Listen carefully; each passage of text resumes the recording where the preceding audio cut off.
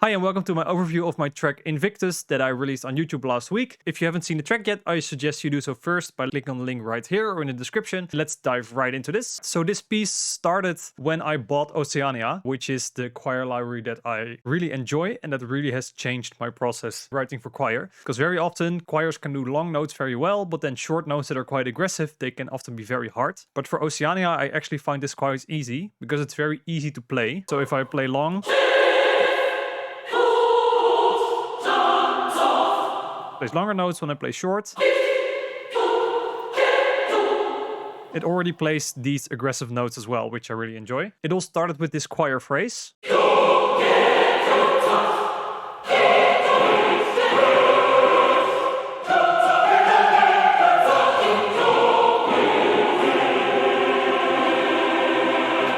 So the chords here, they have a very, I call it this sort of classical early romantic sound to them. I think that's mostly because of some of the chord tricks I'm using. One of them is I make heavy use of the leading tone. I am in F minor.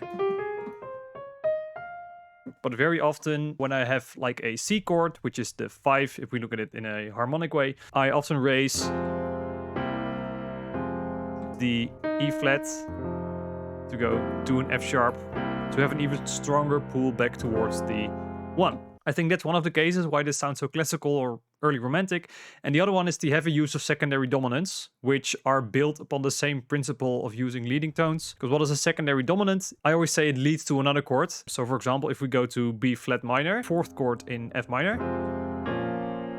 if I want to go there, I can use a dominant of B flat minor to resolve to B flat, which could be F major, for example.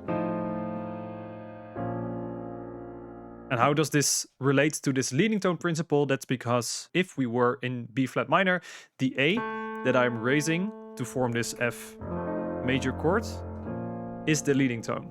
So the heavy use of leading tones in both regular dominants and secondary dominants is, I think, what gives this piece this classical early romantic flavor.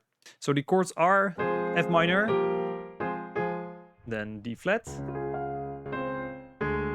This is a D half diminished 7th to C major. Then a deceptive cadence where you think it goes to the 1, but actually it goes to the 6.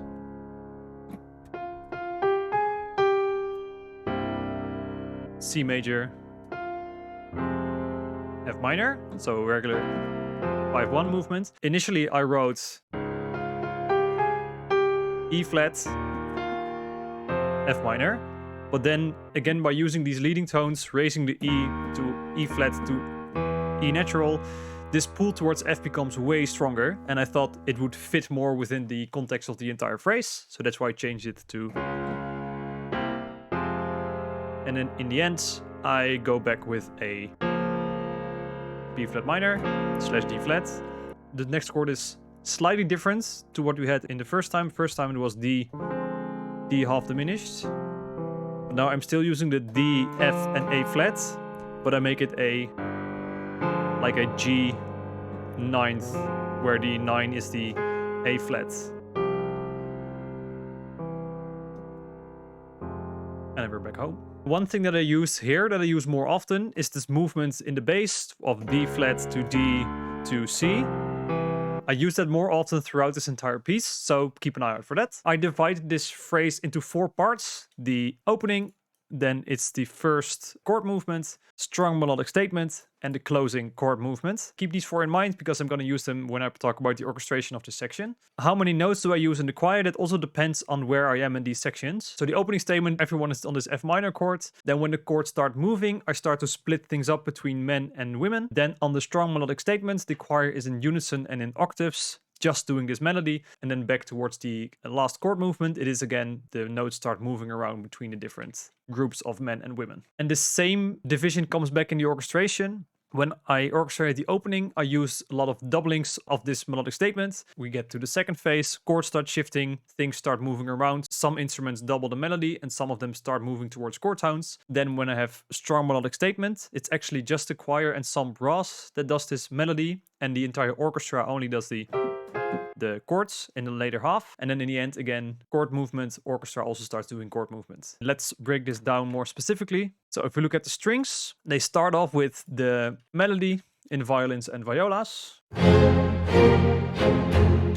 Then in the second part, the violas start doing chord movement along with cellos, basses, and the violins go to the melody.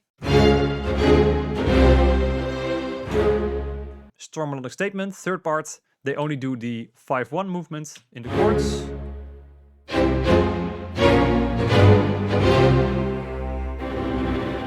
And then in the end, they go over the chords with chord movement throughout the string section. If we look at the Woodwinds, something similar is happening. We start off with everyone doing this melodic statement. Do keep in mind that piccolo and flutes are adding an octave on top to expand the range of the entire thing. Then in the second part, piccolo drops, flutes are doing the melody along with one oboe, and the other oboe and the clarinets, they are doing the chord movements. Then here again, just 5-1 with the piccolo added back on top to really emphasize this, the leading tone to root, and then finally just clarinets and bassoons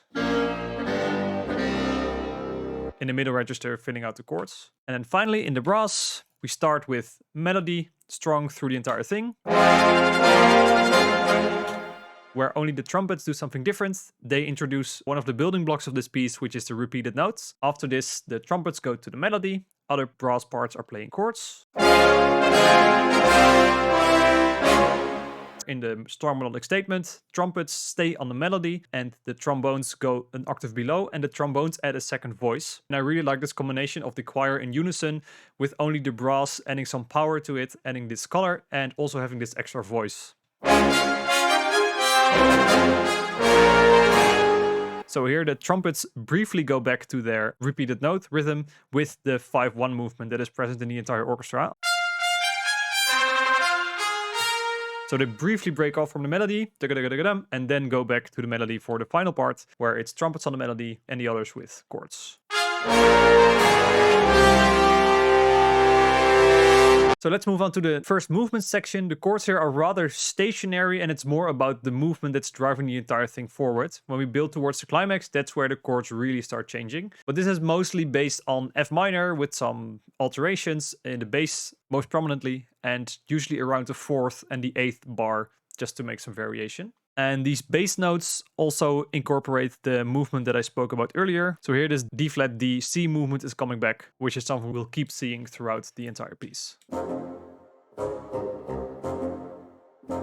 And in terms of the driving movement, I often like to combine the measured tremolo from Cinematic Studio Strings with the shorts, doing just the repeated ones. Because this measured tremolo already has the repeated note built into it, but with the shorts I like that I have more control of the dynamics, so layering the two often gives me the best results.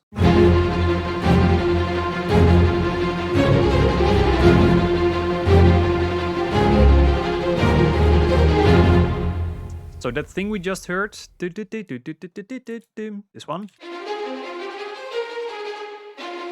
Here the marcato patch takes over. This motif I am also using as a building block for the rest of this piece, and it kind of develops in this section already. This is the first time we hear it, and it's kind of hidden, buried within the ostinato. It's there, but it's not really that prominent. But then the second time, here towards the end, is where I start turning this into a proper motif.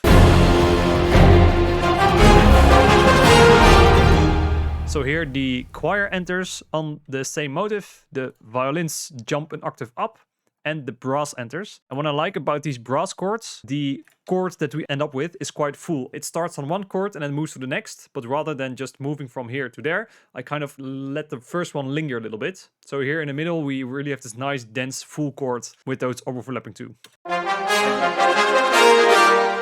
And especially when you're using horns, which is kind of the softer brass instrument, where the sharp instruments, trumpets, trombones, carry the new chord or carry the melody, the soft horns really bring it nicely together and fill out this chord with the extra couple of notes. So here we are building towards the first time we hear the main melody. And here I'm taking the motif that we just heard and start to make it into a transitional figure. This now becomes the main melodic figure here that I move around the chords. If we look at the chords, it's F minor, C 7th, F minor with A flat in the bass, then A diminished 7th, B flat minor, and then G. So we have this ascending bass line with secondary dominant in there. Also keep that in mind, it's also going back later. And the motif is now gonna move around these chords.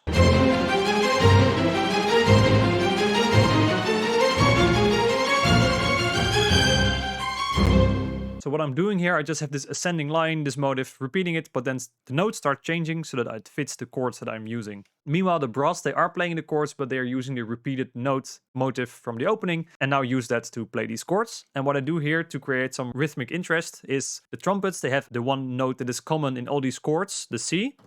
They play it throughout, repeat it in an octave, so it's...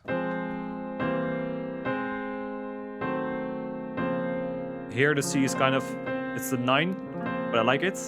And they start at a certain point in the bar. Meanwhile, the horns and the trombones start at a different place, so the rhythms of them are displaced, and they fill out the rest of the chords.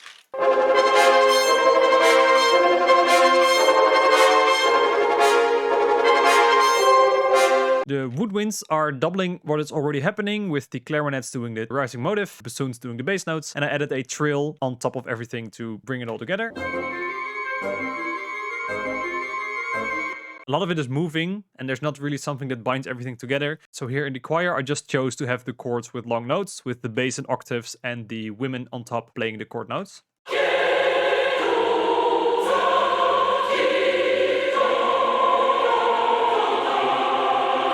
And in the end here, I have this trill also in the strings to really ramp up the intensity towards the first melodic climax.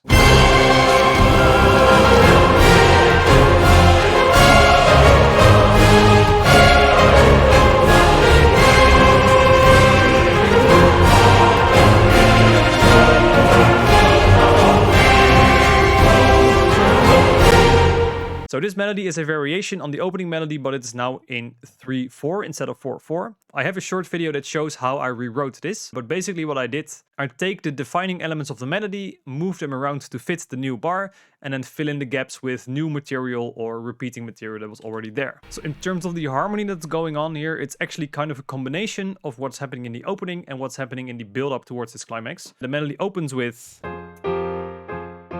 then some variation. D flat to A flat, again D flat, but this D flat now goes to, again, D flat, B, D flat, D, C in the bass, which is a variation on what I did in the opening. Then what happens next?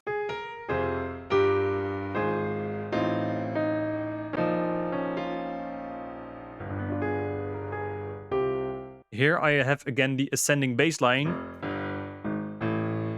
that I had in the build-up towards this melody. So I kind of take my ideas from different places, from the opening or from the build-up, fuse them together, and then I have a new chord progression. In this period structure, which is kind of is, in the second time, I extend the melody by using this bass line, having it repeat higher, going from F minor to C major.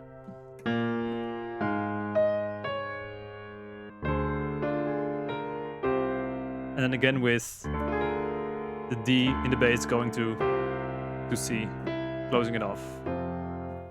Now in terms of orchestration, this is pretty straightforward. I have this melody has its rhythm, and I make sure that whether an instrument is doubling either the melody or the chords, it is following this rhythm. And I make sure that I expand the range towards higher and lower octaves. So for example, if we look at the woodwinds, the piccolo has the melody, with the flutes below that also on a melody, but also with the second voice, which kind of moves in thirds. Then the oboes, one of them has the melody and the other one also has this second voice, kind of similar to what the flutes are doing. Then the clarinets, they are truly on chord tones, and having these chord tones also have their little counter movements where the melody is going down, they are going up. With the bassoon, it's mostly the root and the fifth, except for places like here,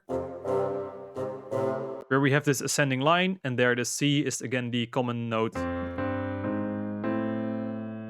in all these chords. I'm covering quite a range with the entire woodwinds. Piccolo is even an octave higher than this. Then we have flutes.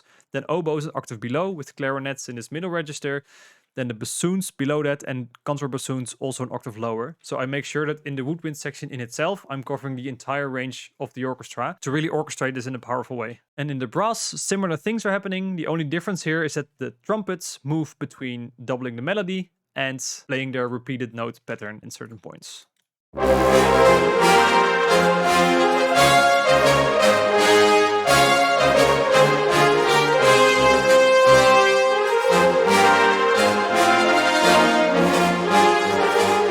Then in the strings, first violins, they double the melody quite high, and then the second violins and violas, they add more of the ostinato material just to add some movement underneath this whole thing.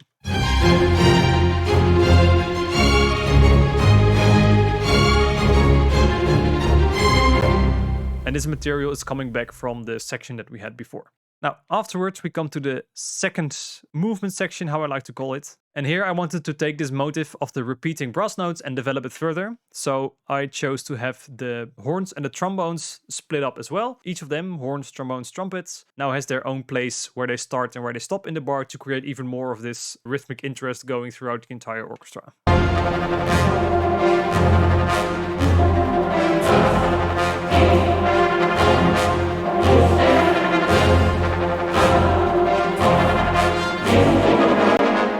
What is happening besides these brass notes is actually quite similar to the first movement section. Repeated notes in the low instruments, then those short notes in the choir and strings, and as well this driving short string layer.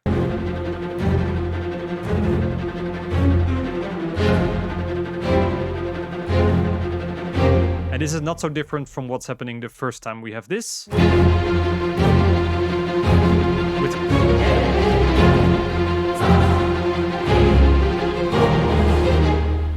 So this is the way how I want, again, reuse material, but make it interesting and change it up a little bit. Now then we get this modulation. We go from F minor to A flat minor. This part sounds less classical, it sounds more open. And this is because here I drop the idea of the leading tones and I use straight up Aeolian minor. What I mean by that is that instead of having like A minor to E flat, dominant 7th, A minor, I now keep this 7th note of the scale lowered. So it sounds more open in a way. The leading tone is no longer raised and it's not pulling that strongly anymore towards the root of the scale.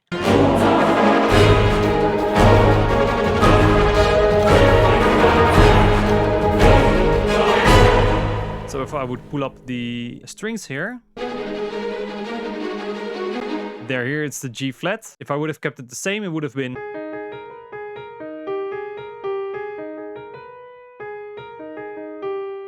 But I lowered the leading tone, so it's.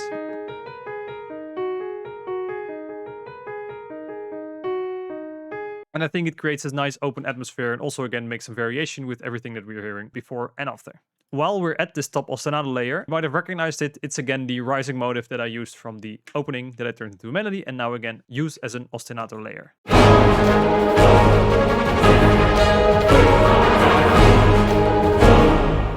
The brass is still going on with their repeated notes. And again here I use the concept of the chords that are kind of overlapping, where the one is still continuing or closing off its note while the next one is starting to create these full chords. Meanwhile, the woodwinds are playing the short notes with some extra movement in the bassoons. Then the clarinet is doubling the ostinato line in the violins. The flutes and oboes, they are adding a kind of a variation of the repeated notes that we heard in the bass, but now we also hear them on top.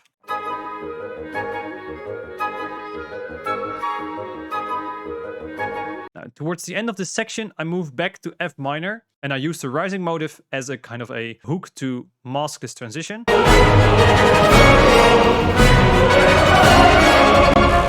So it's just playing twice, and the second time is higher than the first. But if you look at the chords that are playing, that's where I make the move back into F minor. So the first time the chords are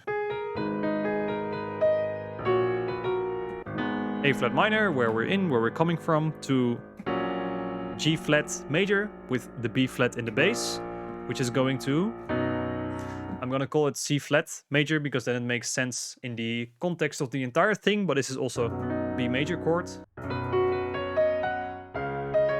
So C flat major, B major, D flat major, and this D flat I use as a pivot chord to go back to F minor. Before, earlier in the piece, I moved from D flat to C to F minor quite often.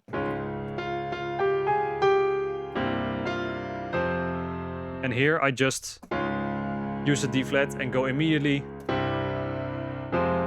even though we're coming from an entirely different place. And we're back in F minor. Now this final part is just a repetition of the first melodic section, and here I build it towards the ending. The ending is again back in 4/4, and I use the repeated note rhythm as a way to really make it a strong ending. And also there are strings now on those last notes. And one funny thing that's happening here as well, the melody goes da da da dum, but here I add just one more note to hammer home this last ending, because the repeated notes, they are going towards this final beat. If I would have, for example, one brass instrument there, let's say the trumpets, just a little bit more emphasis on this last note. And I just want to go over the percussion very quickly, just to show what kind of things are going on in there, different layers, and highlight one thing. The percussion is a mix of orchestral percussion. I make heavy use of bass drum, timpani, cymbals, chimes as well, with a mixture of epic percussion, which means damage.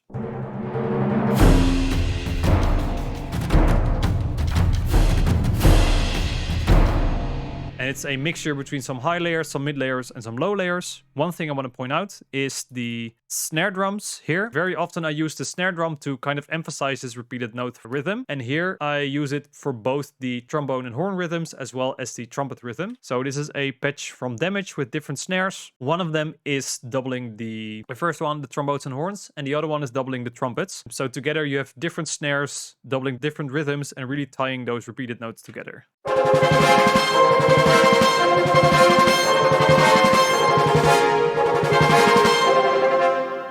Also in other parts where I need some extra emphasis on these repeated notes, that's where I add the snares. For example, towards the end of the melody sections in the ending, and when we have the modulation back to F minor.